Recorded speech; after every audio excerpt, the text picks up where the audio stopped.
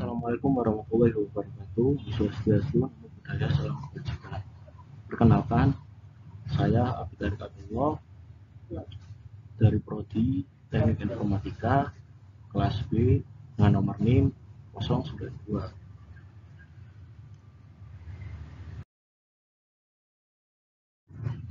Di sini saya akan menjelaskan standarisasi jaringan komputer. Ada dua, OSI dan TCP atau IP. Apa itu? OSI atau OSI adalah Open System Interconnect Layer, dikembangkan oleh sebuah organisasi yang merupakan badan standarisasi internasional ISO. Pengembangan ini merupakan usaha untuk menstandarisasi komunikasi data antara berbagai vendor agar tidak terjadi monopoli, agar berbagai vendor dapat berkomunikasi. Sedangkan TCP atau IP dikembangkan oleh DoD atau Department of Defense US pada tahun 1970. Kenyataannya, model teknologi TCP atau IP ini ternyata lebih populer digunakan di pasar ketimbang model yang dikembangkan oleh OSI. Kemudian, persamaan OSI layer dan TCP atau IP layer. 1. Masing-masing model menggunakan layer dalam menjalankan proses komunikasi data. 2. Memiliki application layer meskipun terdapat perbedaan fungsi untuk layer tersebut. Kalau perbedaannya OSI dan TCP, 1. Di dalam OSI terdapat 3 layer yang berkaitan dengan aplikasi, yaitu application, presentation, dan session. Sedangkan dalam TCP hanya 1 layer, yaitu application layer. 2. Dalam OSI layer, proses komunikasi data di dalam jaringan secara fisikal dimodelkan dalam 2 layer, yaitu data link dan physical layer.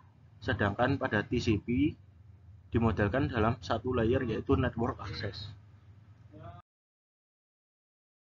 Protokol-protokol yang bekerja dalam OSI layer. 1. HTTP atau Hypertext Transfer Protocol. Protokol yang dipergunakan untuk mentransfer dokumen dan web dalam sebuah web browser melalui World Wide Web. HTTP juga merupakan protokol yang meminta dan menjawab antar klien dan server. 2.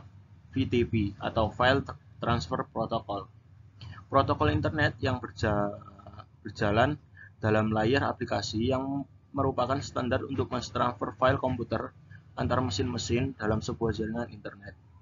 Ketiga, NFC, Network File System, jaringan protokol untuk memberikan suatu nama domain pada sebuah alamat IP agar lebih mudah diingat.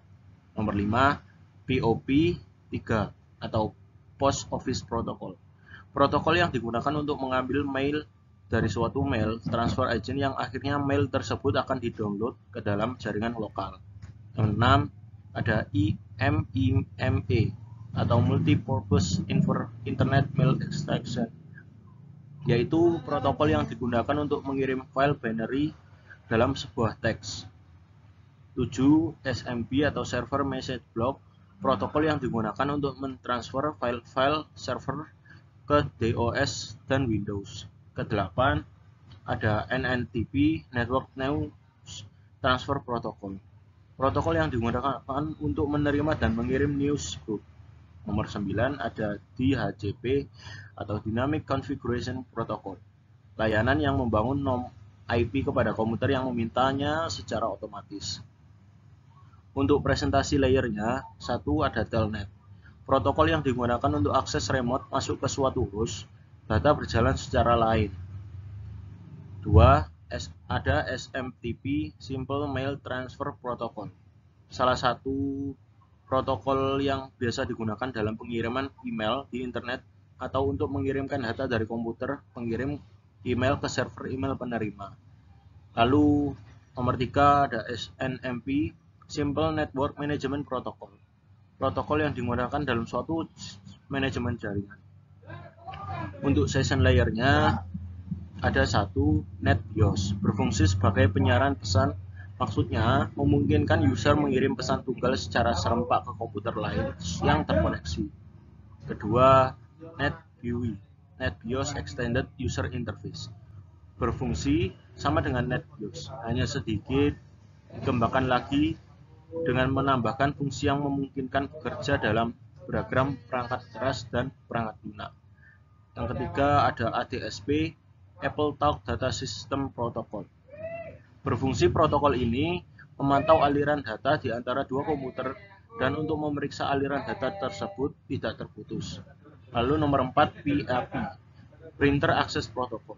Berfungsi printer PostScript untuk akses pada jaringan Apple Talk dan untuk mengendalikan bagaimana pola komunikasi antar node. Nomor 5 ada SPDU, Session Protocol Data Unit. Berfungsi mendukung hubungan antara dua session service user. Setelah OSI dan TCP, ada TCP versus UDP. Apa itu? UDP adalah jenis protokol internet yang memungkinkan sebuah perangkat lunak pada komputer bisa mengirimkan pesan ke komputer lain melalui jaringan tanpa perlu ada komunikasi awal. Lalu, TCP adalah bagian inti penting dari Internet Protocol atau IP yang kemudian sering disebut sebagai TCP yang berada di transport layer yang memiliki urutan rapi dan menyediakan komunikasi yang dapat diandalkan.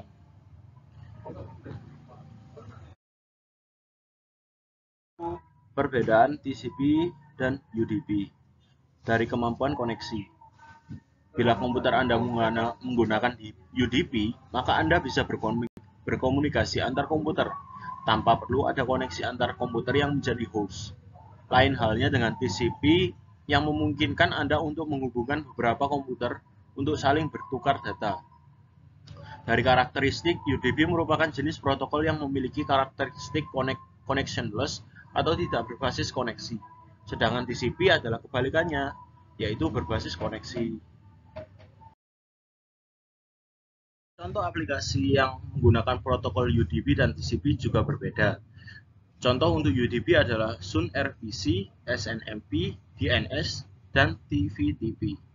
Lalu contoh aplikasi untuk TCP antara lain VTP, SMTP, dan Telnet. TCP dan UDP, jenis port yang digunakan.